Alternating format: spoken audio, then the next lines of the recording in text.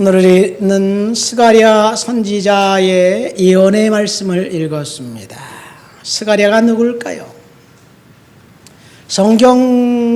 구약 성경 위치로 보면 스가랴 바로 앞에 말라기가 있고 학개가 있고, 그리고 뒤에는 말라기가 있습니다. 그리고 신약으로 넘어갑니다.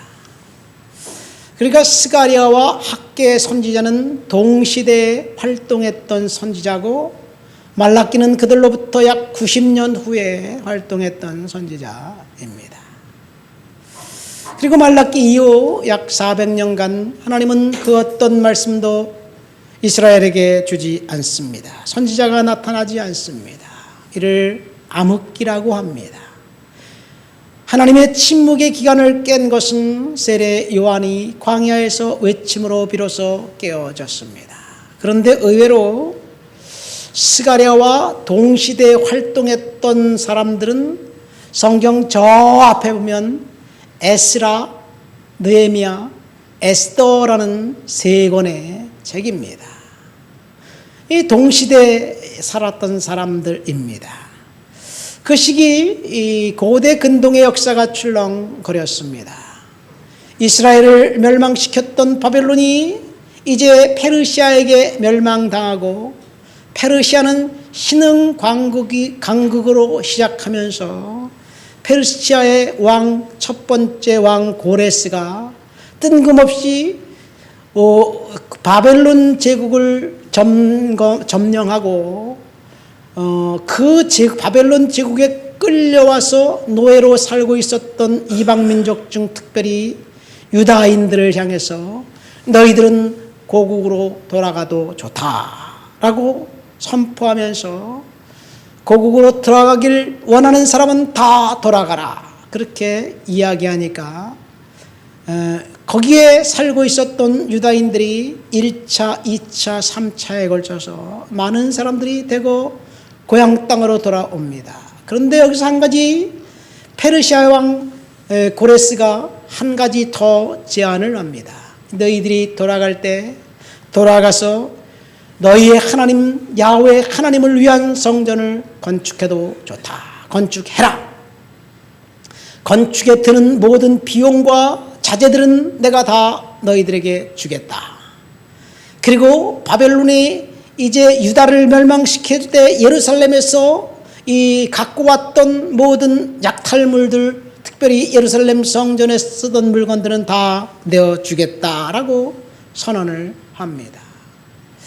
약탈물을 내주겠다는 선언은 대단한 일이에요. 전무후무한 일입니다. 전 세계 역사는 약탈의 역사예요. 로마에 가면 거대한 그 기둥들이 서 있는데 이 기둥들은 다 이집트에서 약탈해 온 것들이에요. 프랑스에 가면 루블 박물관에 전 세계 보물들이 다 있는데 약탈해 온 것들이 안 돌려줍니다. 그런데 페르시아는 돌려주었어요. 하나님의 특별한 은혜입니다. 왜 페르시아 왕, 이방 왕, 이교도가 하나님을 섬기는 사람들에게 은혜를 베풀고 그리고 성전을 건축하라고 이야기했느냐? 그는 알았습니다. 자기가 섬기는 신 마르둑보다는 야훼가 더 진짜 신임을 알았어요. 그러면서 딱 한 가지만 고레스 왕이 부탁합니다. 너희들이 가서 성전을 건축하고 거기서 하나님 앞에 예배할 때, 너희 하나님께 예배할 때 나와 나의 자손들, 우리들의 행복과 평강을, 축복을 빌어달라, 기도해달라, 그런 이야기를 합니다. 이것이 고레스가 유다인들을 보내면서 한 첫 번째 이야기였습니다. 그래서 고레스의 명령에 의해서 일단의 백성들이 이제 고국으로 돌아가는데, 그때 돌아갈 때 책임을 맡았던 리더가 누구냐? 오늘 본문에 나와 있는 스룹바벨이라는 사람입니다. 그리고 또 한 명의 리더가 있었는데 제사장 예수아입니다. 예수아라고 하기도 하고 여호수아라고 하기도 합니다.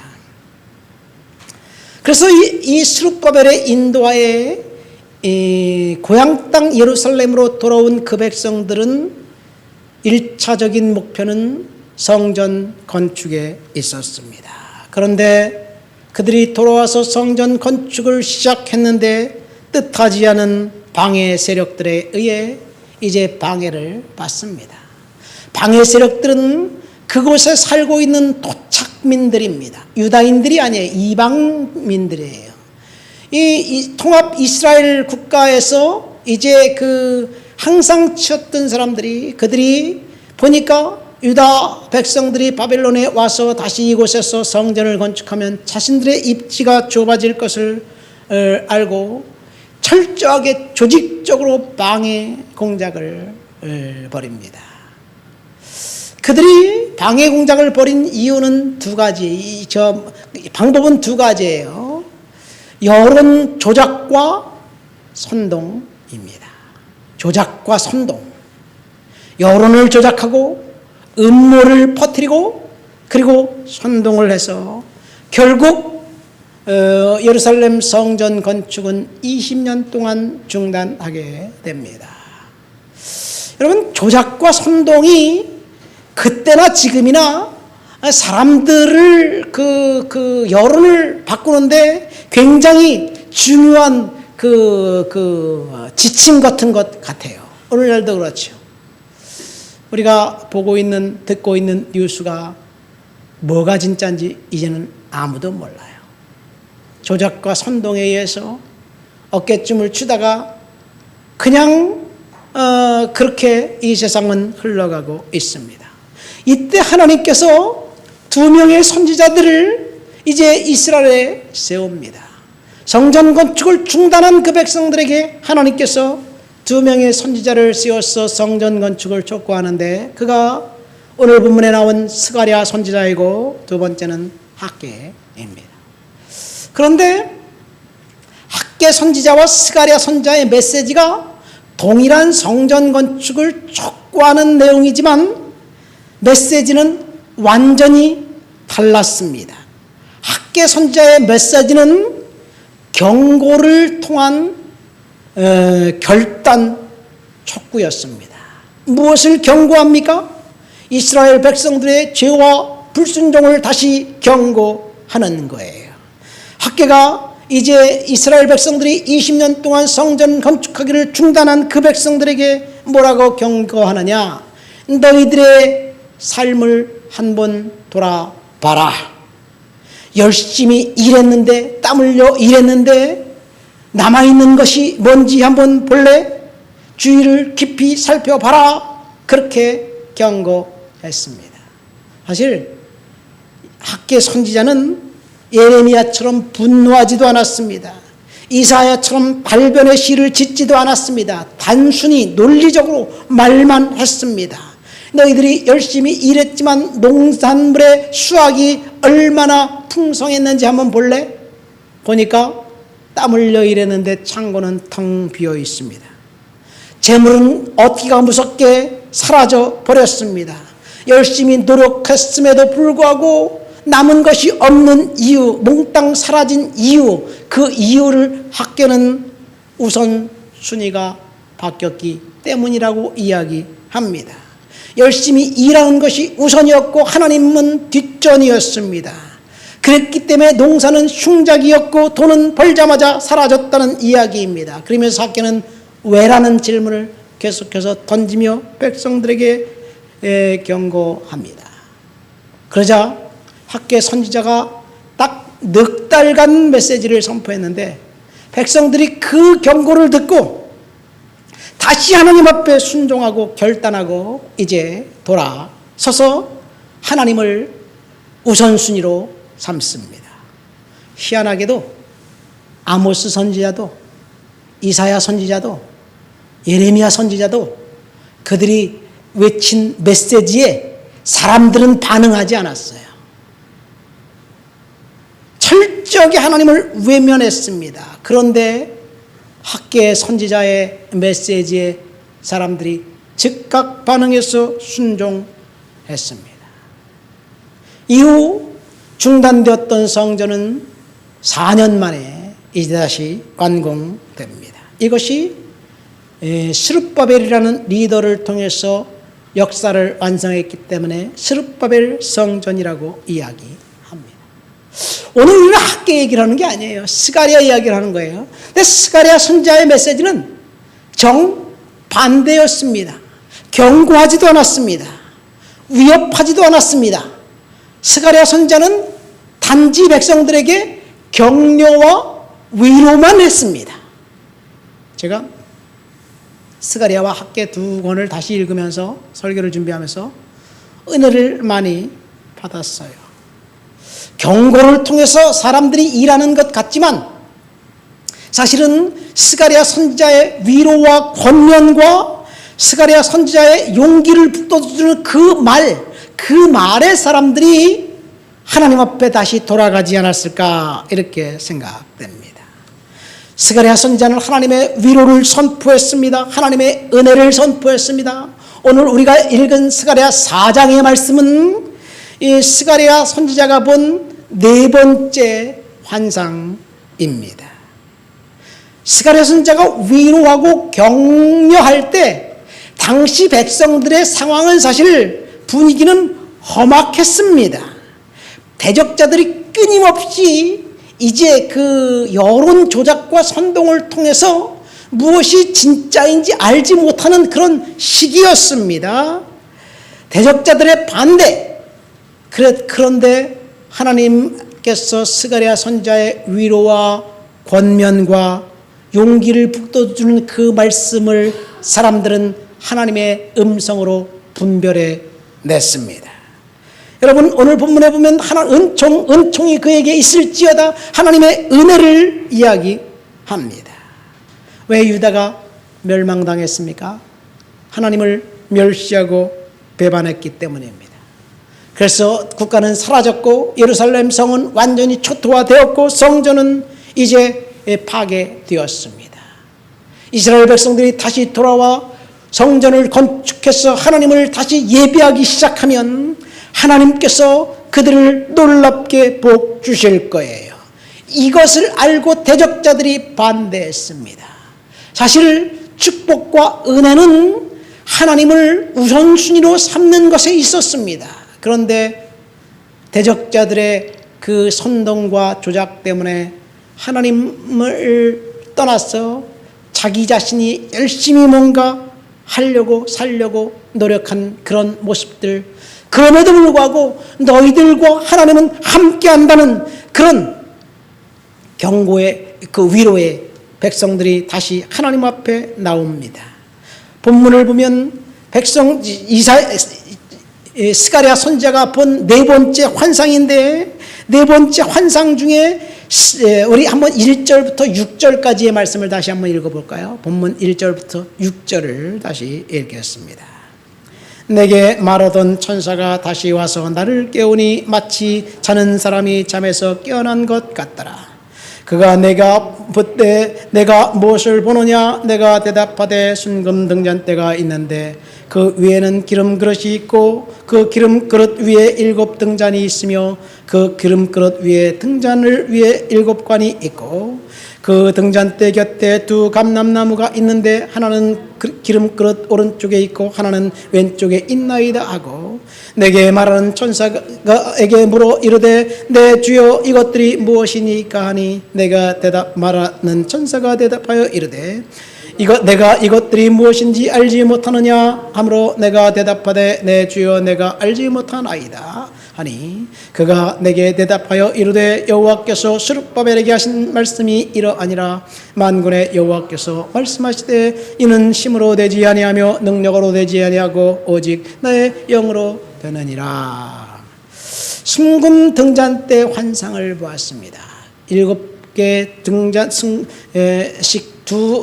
7개 순금 등잔대가 있는데 이제 그 두 옆에는 그 감람나무 2 감람나무가 오른쪽 왼쪽에 있습니다. 순금 등잔대, 순금으로 만든 등잔대 굉장히 가치 있어 보이죠. 값어치 있어 보이죠. 등잔대 위에 기름 그릇이 있고 그 기름 그릇 위에 7개의 등잔이 있고 등잔에는 기름 그릇과 연결된 7개의 관이 있었습니다. 이 관은 기름 그릇에서 등잔에 기름을 제공하는 관이었는데, 이 기름은 어디서 기름을 공급해 주느냐? 올리브 나무에서 공급해 줍니다. 이 두 감람나무에서 기름을 공급받도록 설계되어 있습니다. 순금 등잔 때 환상은 하나님의 성전에 항상 꺼지지 않는 등불을 이야기합니다. 이 등불은 절대로 꺼지면 안 되게 되어 있는 등불입니다. 그래서 신선한 기름을 항상 상시 공급받을 수 있도록 감람나무에 연결이 되어 있습니다. 이 스가랴가 본 환상, 이 환상을 볼 때 이 스가랴는 페르시아의 다리오 왕 제2년에 이제 활동을 했던 선지자였습니다. 스가랴 예언의 핵심은 중단된 성전을 신속하게 재건하라는 하나님의 명령이 있는 거예요. 스가랴 예언의 핵심은 중단된 성전 건축을 신속하게 하도록 하기 위해서 하나님이 백성들을 지금 격려하고 있는 것입니다. 사실 순금 등잔이 같이 있어 보이지만 등잔의 임무는 불을 피우는 거예요. 불을 피우지 않는 등잔은 인테리어로 가능할까요? 오늘날은 전기가 들어와 있으니까 필요 없기 때문에 인테리어로 순금 등잔 때문에 참 좋겠네요. 그러나 등불이 꺼진 등잔 때는 소용이 없습니다. 그런데 하나님께서 이제 등불이 상시 밝힐 수 있는 등잔대를 이스라엘 백성들에게 허락해 주신 것을 오늘 본문은 이야기합니다. 그러니까 지금 이스라엘은 등잔에 불이 꺼져 있는 상태입니다. 두 감람나무를 통해서 하나님이 신선한 기름을 늘 공급해서 계속해서 등잔이 불을 하루 24시간 1년 365일 계속해서 밝힐 수 있도록 해 주실 것입니다. 스가랴의 청중들은 지금 절망 상태입니다. 왜 그렇습니까? 자신들이 하던 일들이 멈췄기 때문에 그렇습니다. 황금 등잔은 준비되어 있는데 기름이 예비되어 있지 않기 때문에 오리무중입니다. 그런데 이 환상을 보면 올리브나무 두 그루가 있어요. 올리브나무에 관도 연결되어 있어요. 근데 관이 있다고 했지만 연결되어 있는지는 본문 환상에 보면 나와 있지 않아요. 그러니까 관을 연결하는 건 누가 연결하는 거냐? 스가랴에게 이야기한 것, 스가랴의 청중들이 연결해야만 합니다. 이 관을 연결하는 것은 저와 여러분들이 해야 한다는 이야기입니다. 관만 연결하기만 하면 하나님께서 신선한 기름을 계속해서 공급해 주실 것입니다. 관을 연결한다는 것은 무엇이냐? 오늘 그 본문에 보니까 하나님의 영 성령의 충만함 가운데 있는 것, 그것을 이야기하고 있습니다. 모든 것이 다 준비되어 있습니다. 그러나 하나님께서 이제 인간의 잔꾀와 힘과 능력으로 해결할 수 없지만 성령의 충만과 임재가 있을 때 해결해 주실 것을 약속하고 있습니다. 신선한 기름의 보구인 감람나무와 기름 그릇을 연결하는 관은 저와 여러분들이 성령이 충만한 상태에서 하나님 앞에 그 일을 직접 할 때 하나님께서 저와 여러분들의 인생 가운데 함께 하실 것이라는 사실을 본문을 통해서 이야기해 주고 있습니다. 관을 연결하는 방법은 무엇이냐? 하나님의 영 성령으로 충만해지는 것, 성령만이 연결해 줄 수 있는 거예요. 그래서 우리가 하나님 앞에 기도할 것은 날마다 성령 충만함을 간구해야 될 줄 믿습니다.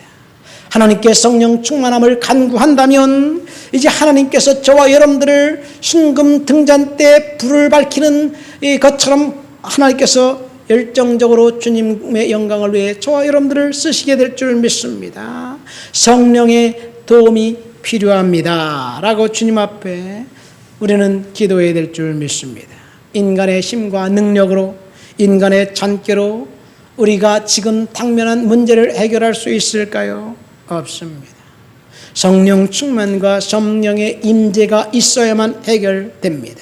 하나님께서 저와 여러분들의 신분을 황금 등잔대로 바꿔주셨습니다. 이 세상에서 가장 가치 있는 등잔입니다. 그것이 누구냐? 저와 여러분들이에요. 등잔 자체만 가지고는 소용이 없습니다. 성령의 기름 부으심, 신선한 기름 부으심이 우리의 인생에 반드시 있어야 될 줄 믿습니다.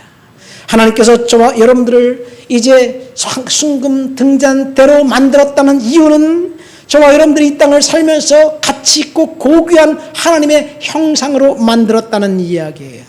우리를 비참한 인생으로 살도록 하나님이 창조하지 않았습니다. 하나님의 형상을 닮아 영화롭게 창조되었고 하나님을 예배하다가 하나님을 높여드리면서 축복된 인생을 살 수 있도록 주님께서 저와 여러분들을 만들으셨다는 이야기가 순금 등잔대에 비유해서 주시는 핵심입니다.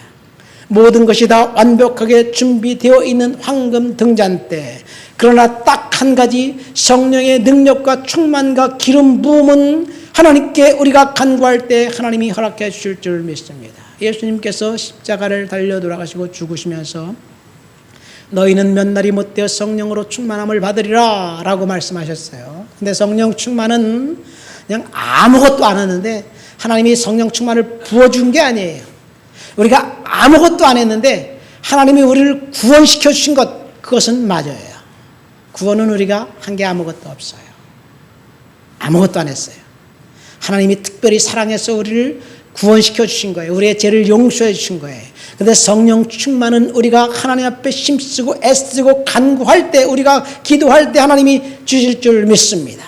예수님의 약속을 들었던 성도들 120명이 예루살렘 성 한 곳에 모여 열정적으로 기도하다가 성령의 충만함을 간구할 때 하루 지나고 이틀 지나고 열흘째 되던 날 120명의 성도들이 성령의 충만함을 받았습니다.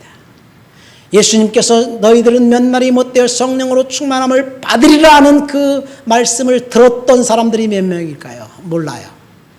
성령의 충만함을 받은 사람은 120명이에요. 그런데 고린도전서 15장 바울이 예수의 부활을 증언하면서 예수님이 부활했던 것을 일시에 500여 명이 같이 봤다고 그래요. 가장 많이 본 사람이 500여 명이에요. 아마 500여 명이 있을 때 바로 승천하기 직전이었을 거예요.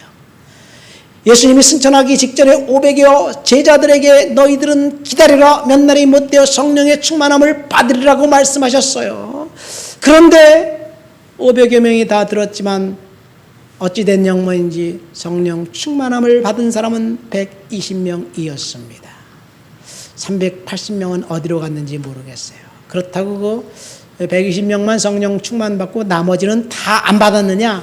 성경에 나와 있지 않지만 저 사람이 성령 충만 받았대. 나도 하루만 더 기다렸으면 나도 성령 충만함 받았을 텐데.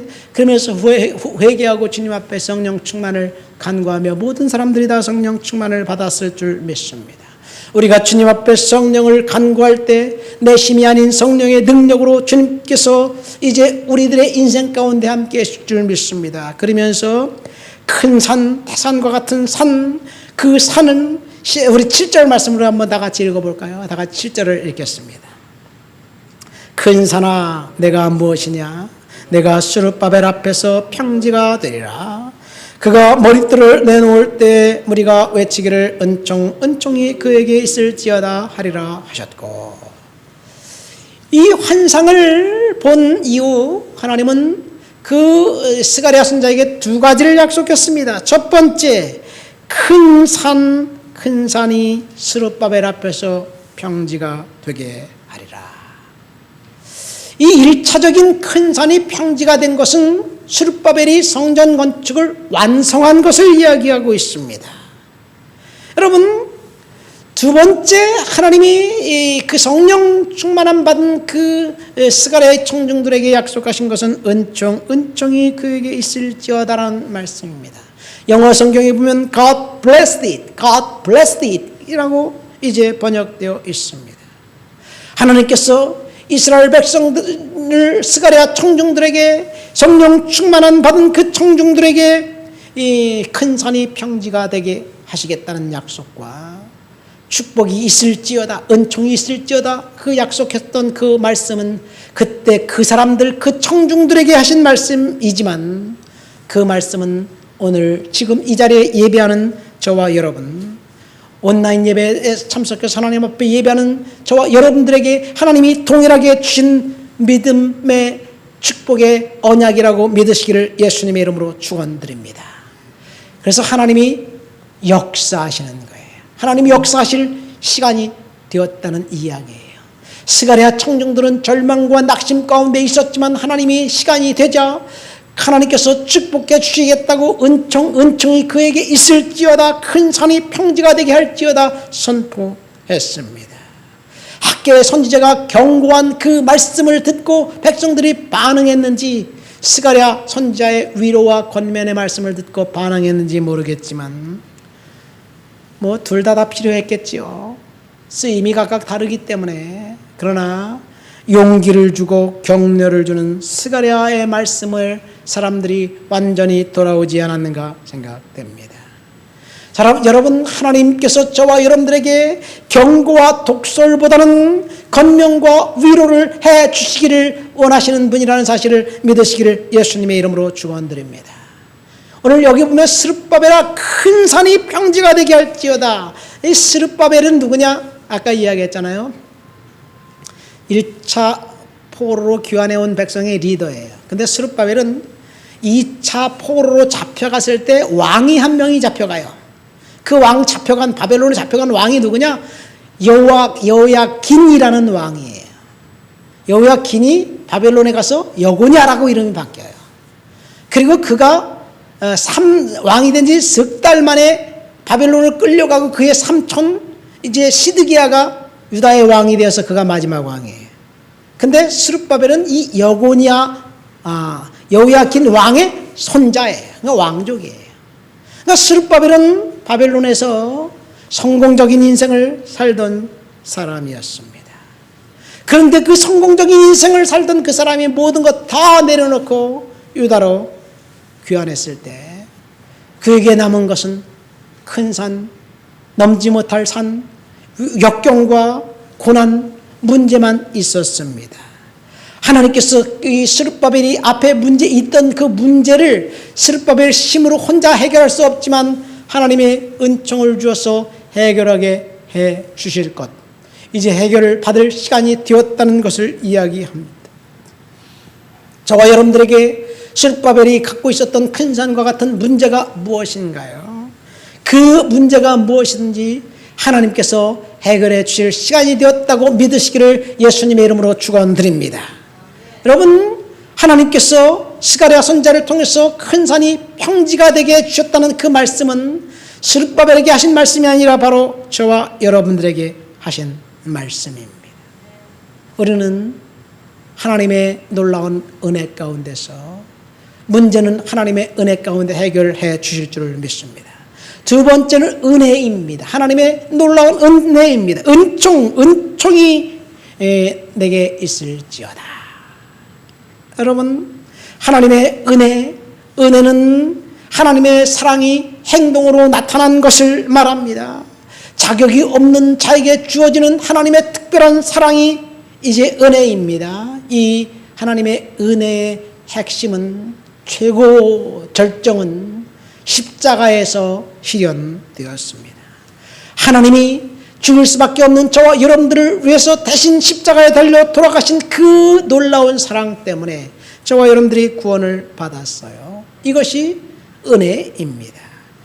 예수님의 희생으로 하나님의 풍성한 축복이 저와 여러분들에게 넘치게 되었어요. 사실 교회에서 가장 많이 듣는 단어가 은혜잖아요. 은혜. 사실 가장 큰 은혜는 지옥 죄의 형벌 가운데 있던 저와 여러분들에게 하나님이 이 구원을 선물로 주신 것이 가장 큰 은혜입니다. 그런데 이 은혜를 받은 사람들이 구약 성경에 보면 하나님이 은혜를 받은 사람들, 그 사람들에게 축복을 약속하시죠. 오늘 보면 은총이 그에게 있을지어다 말하면서 God blessed it, God blessed it 그렇게 얘기하고 있어요. 은혜는 축복입니다. 그래서 구약 성경에 보면 축복을 받은 사람들, 형통의 축복을 받은 사람들, 은혜를 받은 사람들이 구약 성경에 보면 딱 4종류의 사람들이에요. 시편 1편에 보니까 하나님을 말씀을 묵상하는 사람들에게 복을 하나님이 허락하셨어요. 그 다음에 두 번째는 하나님을 찾는 사람들에게 하나님이 은혜를 베푸시고 축복을 허락하십니다. 세 번째는 하나님 앞에 순종하는 사람들이에요. 이스라엘 백성들이 출애굽할 때 왜 그들이 다 가나안 땅에 들어가야 되는데 들어가지 못했느냐? 딱 한마디로 말해서 불순종했기 때문에 그렇습니다. 하나님의 말씀을 전적으로 믿고 순종했던 오직 두 사람 여호수아와 갈렙만 가나안 땅에 들어갔습니다. 순종하는 사람이에요. 네 번째는 하나님을 신뢰하는 사람들입니다. 성경 말씀 다 배경되는 말씀이 그 블로그에 가면 설교문에 다 나와 있어요. 여러분 한번 설교문 보면서 그 성경 말씀도 찾아보시기 바랍니다. 그러니까 저와 여러분들이 하나님의 은혜와 축복의 사람들이 되길 원하면 하나님을 말씀 가운데 우리는 살아가야 될 줄 믿습니다. 하나님의 말씀이 요구하는 대로 우리가 순종하고 하나님의 말씀이 거부하고 하지 말라고 하면 중단해야 될 줄을 믿습니다. 왜 하나님이 하지 말라는 것을 기어코 하면서 하나님 앞에 복 안 주시는지 안달복달하는지 모르겠어요. 하나님 앞에 순종하고 하나님 말씀 가운데 살면 됩니다. 하나님을 찾으시기를 예수님의 이름으로 축원드립니다. 하나님을 날마다 신뢰하시기를 예수님의 이름으로 축원드립니다. 저와 여러분들은 축복받은 사람들이에요. 은혜가 임한 사람들입니다. 그 은혜 가운데 승리가 저와 여러분들에게 있습니다. 말씀을 맺습니다.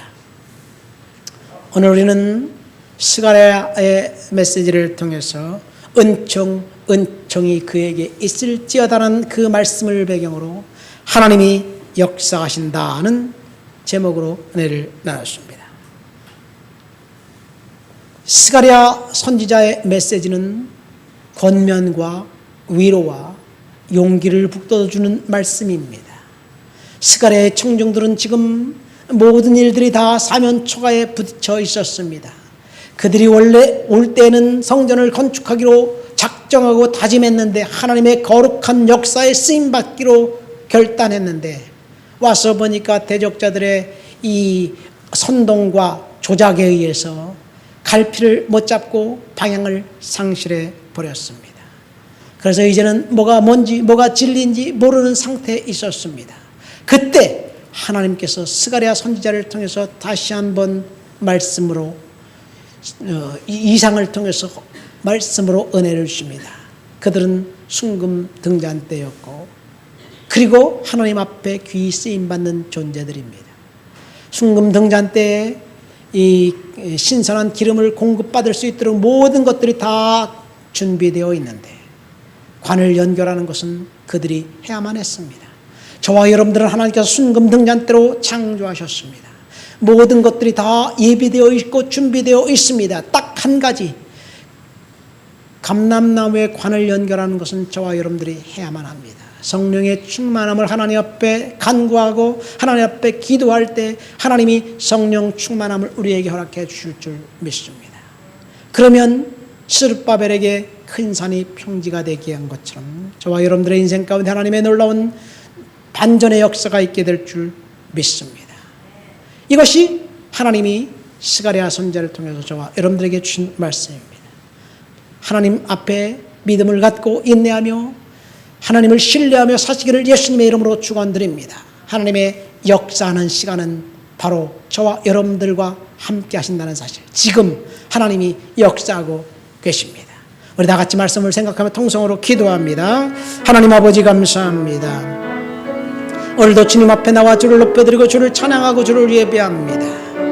스가랴 선지자를 통해서 주신 위로와 격려의 말씀, 큰 산이 스룹바벨 앞에 평지가 되게 하겠다고 약속하신 말씀, 은총이 그에게 있을지어다고 말씀하신 그 말씀이 우리에게 임함을 믿습니다. 하나님, 날마다 성령의 충만함을 간구하고 성령의 은혜 가운데 살아갈 수 있도록 주여 우리들을 격려해 주시옵소서. 예수님의 이름으로 기도합니다. 아멘.